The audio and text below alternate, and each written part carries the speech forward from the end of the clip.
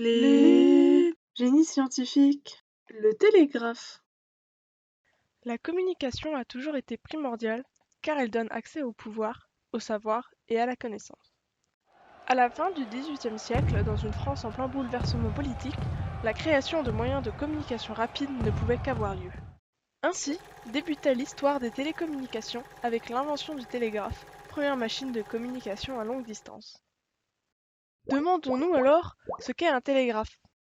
C'est une machine qui sert à transmettre des messages entre deux postes situés en hauteur et séparés d'une dizaine de kilomètres.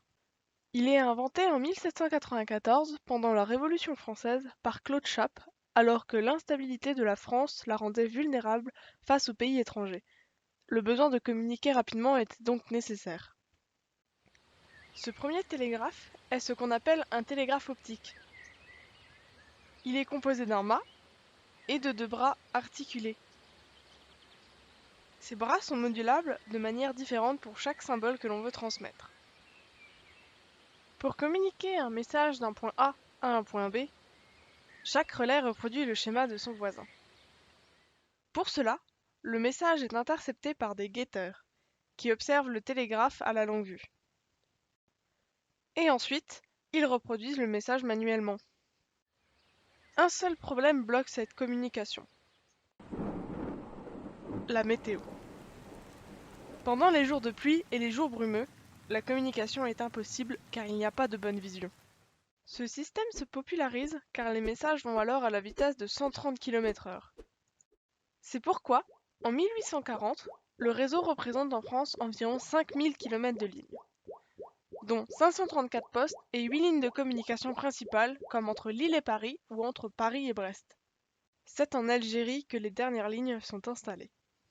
Quelques années après l'invention du télégraphe optique, le télégraphe électrique est créé grâce à Samuel Morse en 1838.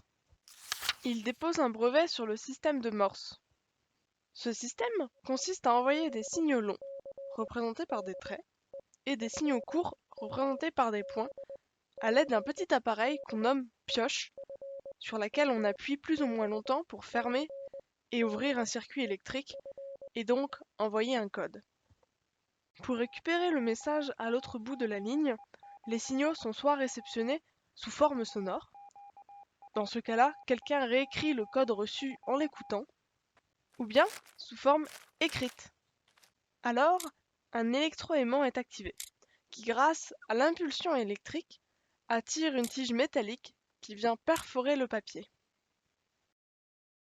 Le télégraphe électrique devient alors le principal moyen de communication jusque dans les années 50.